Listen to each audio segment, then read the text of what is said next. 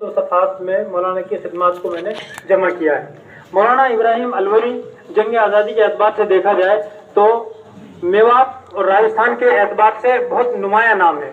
ये वो शख्सियत है जो 1930 में गांधी जी के साथ नमक आंदोलन में शरीक थे। 1930 में उनकी उम्र सिर्फ 25 साल थी। 25 साल का आदमी जो है आजकल जो है ढंग से समझ भी नहीं पाता। वो उस जमाने में इतना उनका एक जहन पुख्ता था कि वो गांधी जी के साथ नमक आंदोलन में शरीक हुए।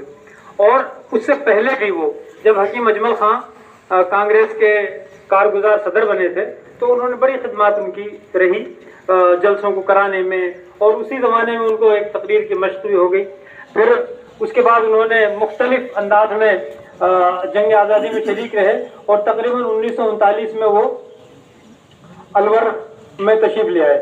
और फिर यहाँ जो मूवमेंट चल रही थी प्रजामंडल के नाम से मूवमेंट चल रही थी, अभी एक दो लोग जिंदा हैं उन लोगों में से, जैसे श्री जुगमंदिर तायल जी हैं, वो भी जिंदा हैं, और भी एक आध लोग हैं, उन्होंने कुछ चीज़ें लिखी भी हैं अपनी याददाश्त में, तो उसमें बड़ी खिदमत है उनकी।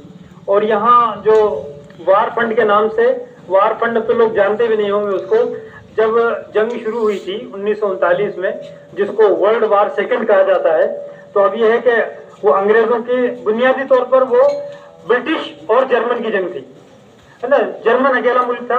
ब्रिटिश ने किया कि जहां जहां इसकी कॉलोनीज थी उन्होंने उनको आलमी जंग कह के और सबके ऊपर उसका खर्चा डिस्ट्रीब्यूट कर दिया कि भाई जंग हो रही है और पैसे दो, और यहाँ भी सबसे वो पैसे वसूल करने लगे।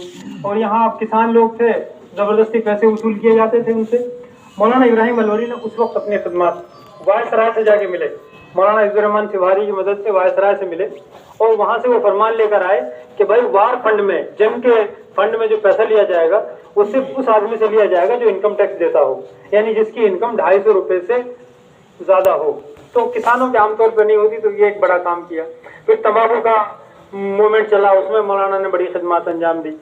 वो कई लोगों ने लिखा है कि मौलाना बड़े जोशीले थे और तकरीर करते थे तो मजमा जो था ना बिल्कुल उनकी आवाज़ पे उठ खड़ा होता था।